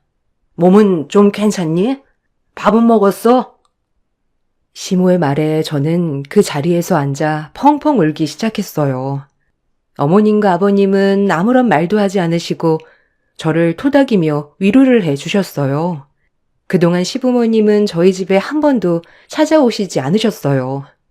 혹시나 불편할까봐 저를 배려해서 집에 오시지 않으셨는데 얼마나 걱정이 되셨으면 음식을 바리바리 챙겨서 찾아오셨을까 생각이 들더라고요.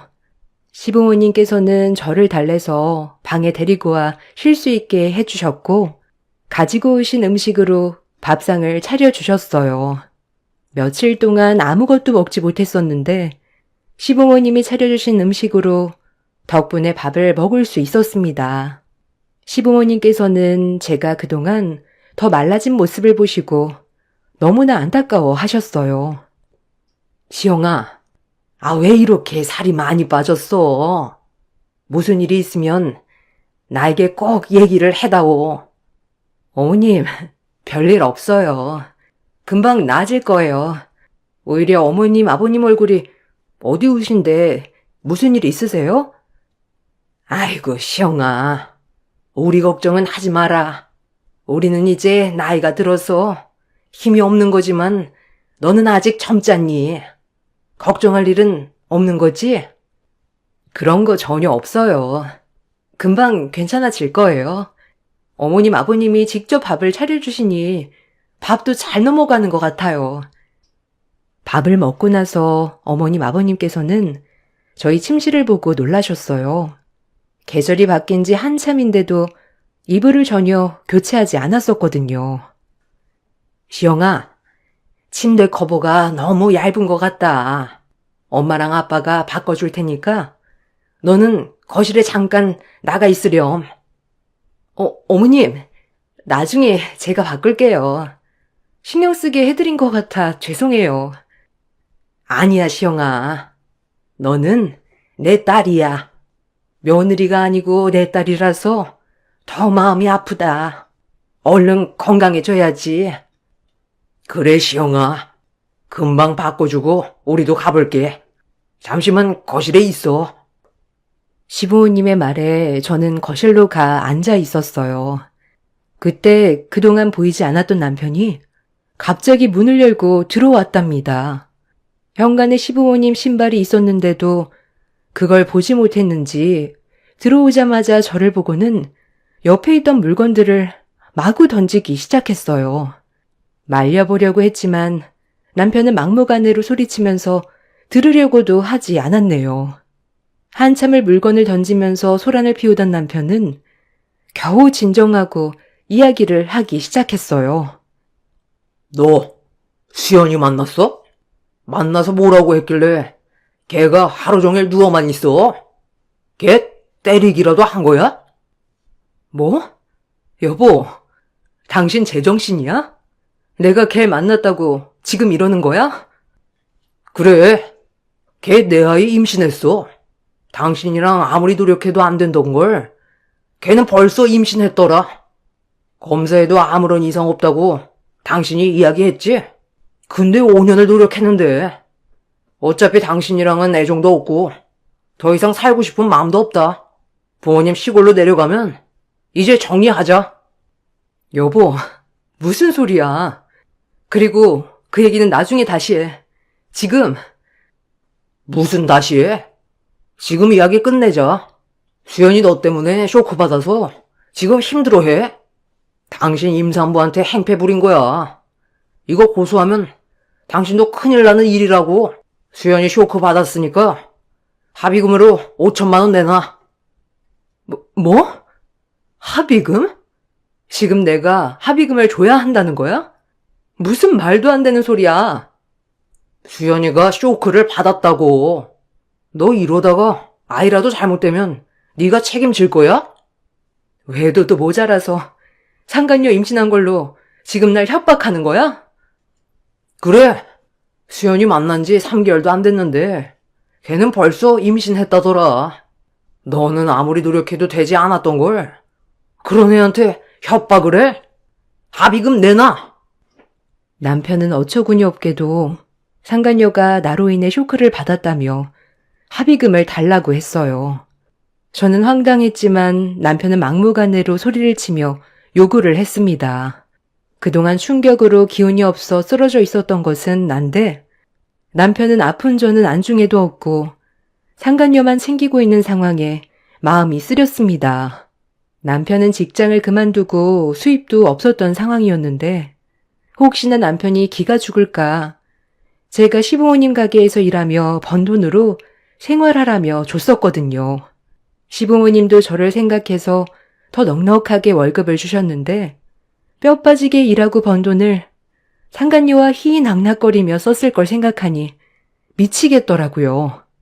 더 이상은 안 되겠다 싶어 남편에게 단호하게 이야기를 했습니다. 나 한 푼도 줄 수 없어. 그리고 당신이랑 이혼도 못해. 아니, 안 할 거니까 그렇게 알아. 거기다가 합의금을 달라고? 오히려 받아야 하는 건 나야. 정리하고 돌아오면 조용히 넘어갈 테니까 제발 정신 차려.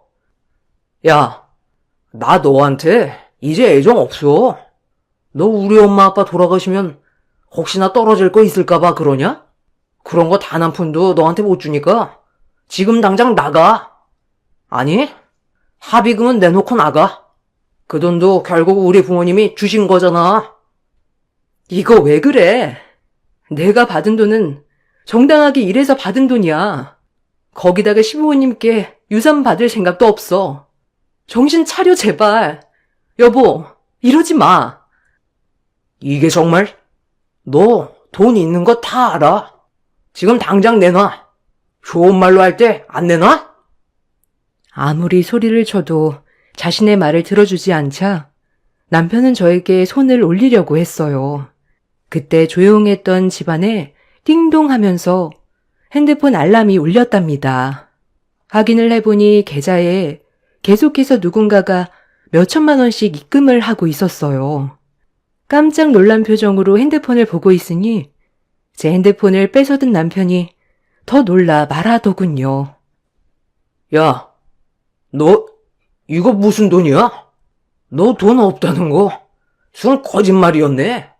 얼른 돈이나 이체해. 아니, 이게 뭐지? 이거 내 돈 아니야. 무슨 일일까 싶어서 들어가서 확인을 해보니까 보낸 사람이 바로 시어머니더라고요. 놀라서 가만히 핸드폰을 보고 있었는데 안방문이 벌컥 열리며 시부모님이 나오셨습니다. 지금까지의 이야기를 다 듣고 계셨던 것이었어요. 남편은 그 모습을 보고 깜짝 놀랐어요. 시부모님은 엄청 화가 난 얼굴로 남편에게 소리를 치셨습니다. 남편은 그런 게 아니라며 해명을 하려고 했어요. 저도 처음 보는 시부모님 모습에 놀랐습니다. 매번 남편을 애지중지 대하셨기 때문에 살면서 한 번이라도 남편에게 싫은 소리 하시는 걸 듣지 못했거든요. 그렇지만 남편의 외도는 시부모님에게 매우 충격적인 사실이었나 보다 생각을 하고 있었습니다. 그런데 제가 듣게 된 이야기는 더 충격적이었어요. 사실 시부모님은 남편의 외도 사실을 알고 있었다며 이야기를 시작하셨어요. 그뿐만 아니라 다른 이유로 시부모님은 더 이상 남편을 아들로 생각할 수 없다고 말하시더라고요. 너 저번에 가게에 왔다가 간 적이 있었지? 그때 네 손에 들려 시영이 줄 음식들 보내려고 나가다가 네 전화 소리를 듣게 되었다. 근데 뭐 부모님이 오늘 내일 하시니 이제 가게에 판 돈은 모두 네 거라고? 거기다 부모님 사망보험금이 어째? 엄마, 그게 아니라 그냥 해본 말이야. 진심이 아니고 내가 가진 게 없어서 그냥 하는 말이었어. 그냥 해본 말이라고? 너는 그때도 지금도 돈만 찾고 있는데 어떻게 그냥 해본 말이냐? 시영이는 지금 이 상황에서도 시부모님 걱정만 하는데 자식이라는 애가 돈 달라는 때 말고는 찾아오지도 않아? 아니야.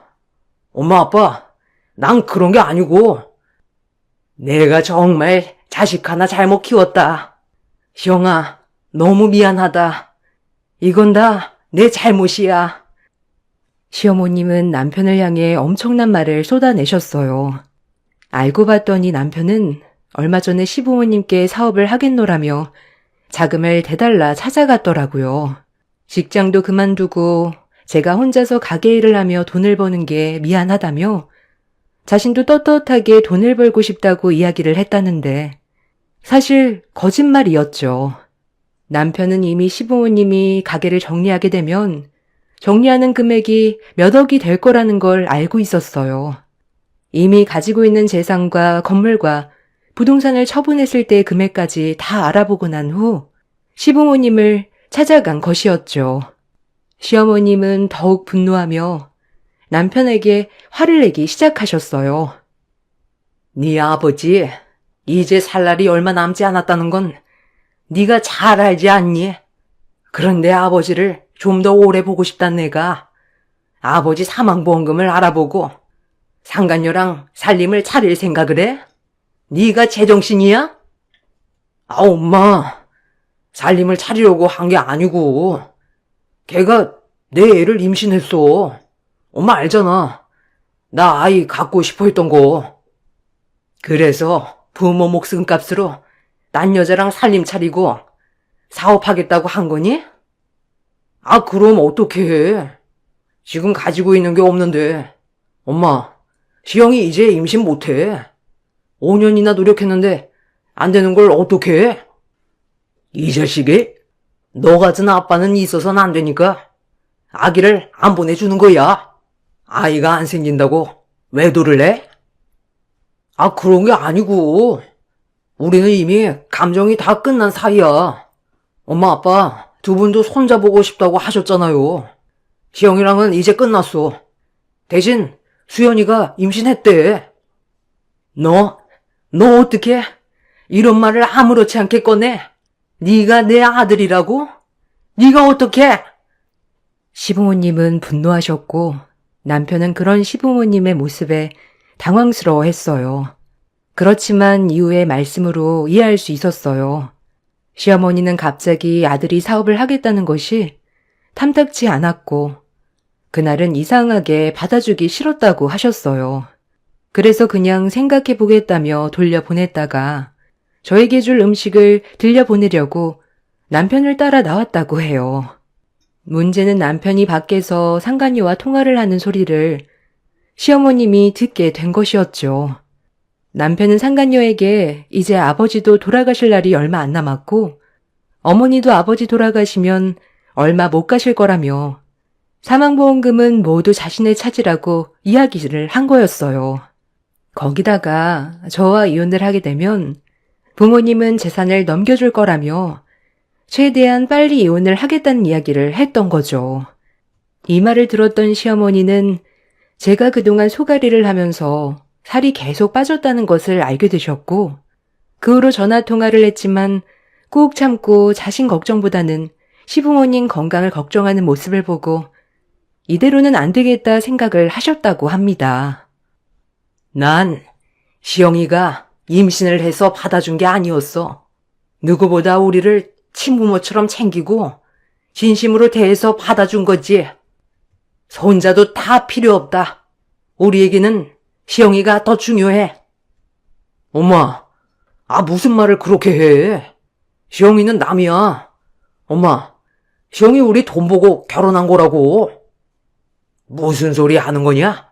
네가 가게 일을 해본 적이나 있어?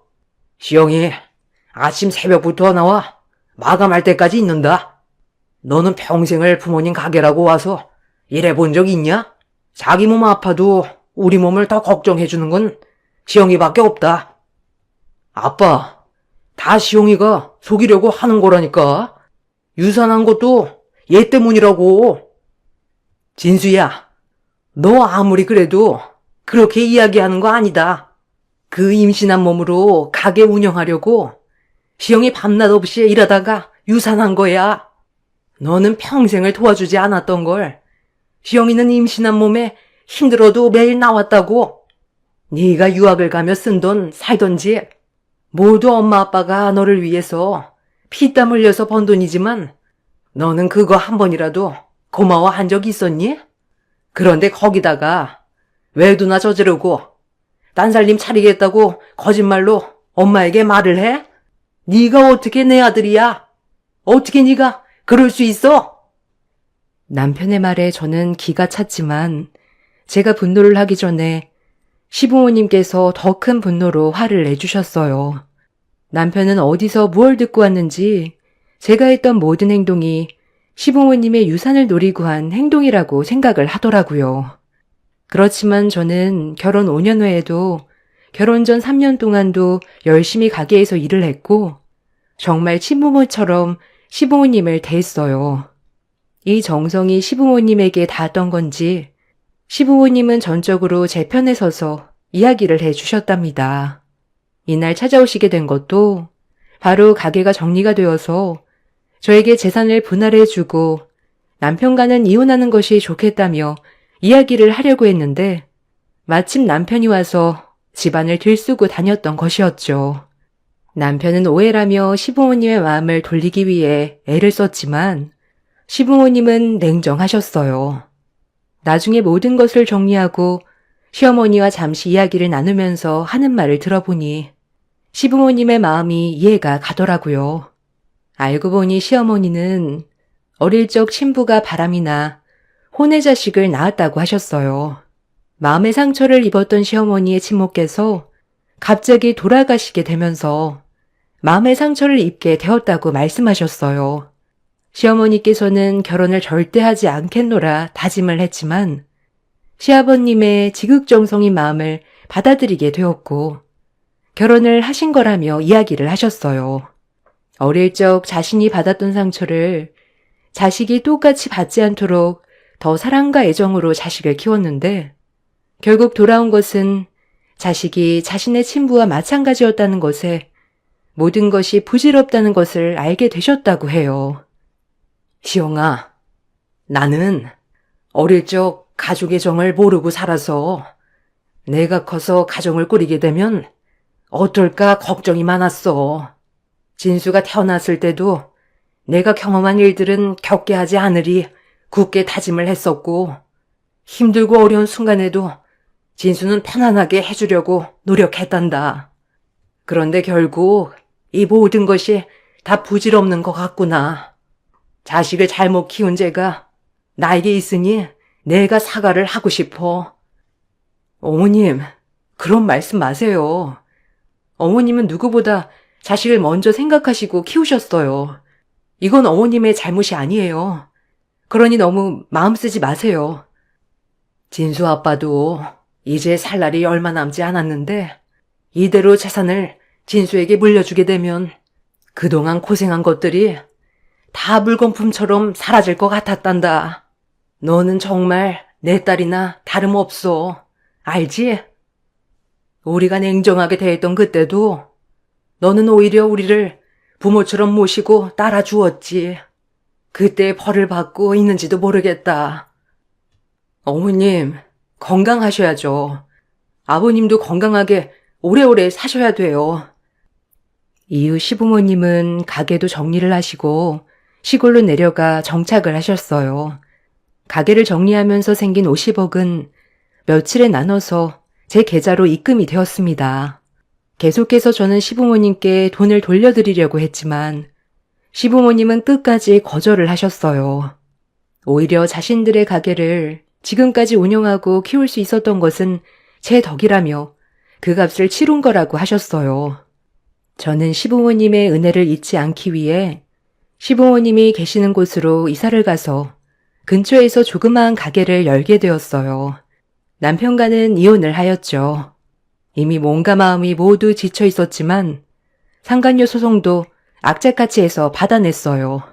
며칠 후에 지인들에게 들어보니 상간녀는 임신을 한 게 아니었다고 하더라고요. 지역에서도 규모가 있는 가게 외동 아들이었던 남편이 받을 재산이 많다는 소문을 듣고 남편에게 접근을 했던 거였다며 결국 두 사람은 헤어졌다고 전해 들었어요. 남편은 저와 이혼을 하면서 집에서도 쫓겨나게 되었고 빈털터리가 되었어요. 부모에게 버림받았다는 사실을 알게 된 상간녀가 임신은 거짓이었다며 털어놓게 되었던 것이었죠. 이후에 남편은 시부모님을 찾아 용서를 구하고 있다는 소식을 들었지만 시부모님은 남편을 받아들이진 않으셨어요. 시아버님은 병환으로 돌아가시게 되었고 장례를 치르면서 한번 남편의 모습을 보았습니다. 그 이후에는 본 적이 없네요. 시아버님이 돌아가시고 시어머님이 혼자 되시면서 저는 시어머님께 함께 살자고 이야기를 드려봤지만 시어머님은 같이 지내는 것은 아닌 것 같다며 거절하셨어요. 그래도 계속 시어머님께 같이 살자고 매일 찾아갔고 지금은 옆집에서 지내시고 계시답니다. 중간중간 남편이 시어머님을 보러 오는 것 같지만 시어머님은 찾아오는 남편을 그대로 보내시는 것 같더라고요. 저에게는 지인을 통해서 연락이 계속해 오고 있지만 남편과는 이제는 끝난 사이라 생각을 하고 있어요. 처음에는 나의 20대 청춘을 함께했던 사람들이었기 때문에 더욱 힘들고 어려웠지만 여러 일들이 지나고 지금은 마음이 많이 안정을 찾게 되었답니다. 그때 당시에는 아이가 생기지 않아 정말 고민이 많았는데 한편으로는 아이가 없었기 때문에 더 냉정하게 끝낼 수 있지 않았을까 생각을 해요. 한편으로는 아무리 그래도 시부모님은 시부모님이라는 이야기도 많았거든요. 그렇지만 저는 친부모님과 다를 바 없이 제가 성인이 되고 나서 지금까지 저에게 많은 것을 베풀어 주셨던 분이기 때문에 함께 지내고 싶었어요. 피보다 진한 것은 없다고 하지만 그렇지 않은 경우가 바로 이런 것이겠죠.